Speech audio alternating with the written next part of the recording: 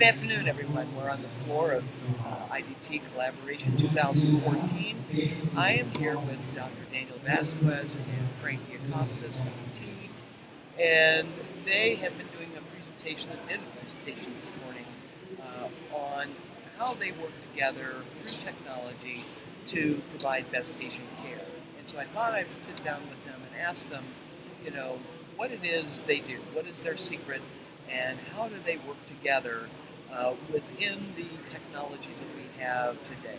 So, Dr. Vasquez, please take Thank you, Ben. Well, I've been a CEREC dentist about 8 years. When I first started doing that, my CEREC dentistry, I realized that let's get together here. Yeah, we're collaborating. Yes, we are. I thought I could do everything. Now I can do my own lab work in my practice. But as I get more experience every single time, I realize how difficult sometimes it is to be your own lab technician. So it's when I start working actually in collaboration with my lab technician here, Frankie Acosta, that he has become my in-lab support, my in-lab specialist. So every single thing that I need to do, bridges, implant, it will take my time, where my time is more efficient producing on my patient. I let my lab technician to do that work for me, and because we speak the same language, when it comes to CEREC and in-lab, the product that I get back from him is just absolutely perfect.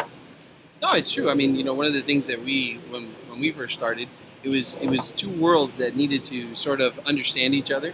Once we understood each other, then we were able to work together.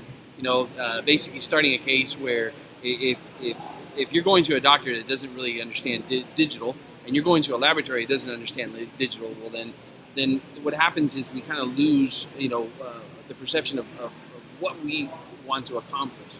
So as a laboratory, once I embraced it, I had to find a doctor that also embraced it so that we can work together and learn together. And that's kind of like how we started. That was a lot of fun. And I think it's been a good ride, man. It has been. It's been a good ride because it's been about 3.5 years now. Yeah, because we speak the same language, and this is what we say about an example. I like my contacts to be certain degree of pressure and occlusion. So when I said to Frankie, I like my contacts to be like a little bit speckles of green. He knows exactly what I'm talking about. Yeah. Oh, my occlusion, I want a little bit like a light blue occlusion. Yep. He knows. And what I like is when I first started with you, I remember the first crown is like, it was incredible, the fit was so perfect.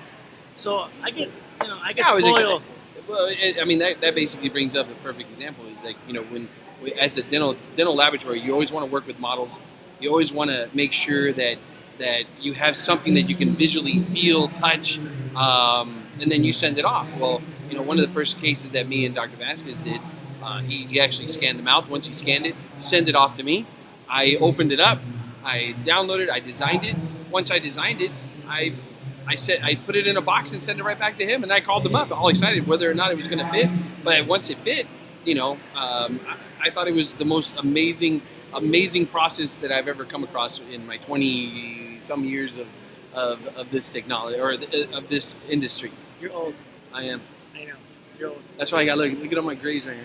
I can see. Well, what amazed me today in this digital world is about me being able to scan a full project and send it just via Connect by online, the file to my friend Frankie, and I get this crown model list that fits perfect. I do believe that the most important is how we work together as a lab technician and dentist, and how we understand each other. And the most important, what do you call it? Collaboration. Isn't that cool?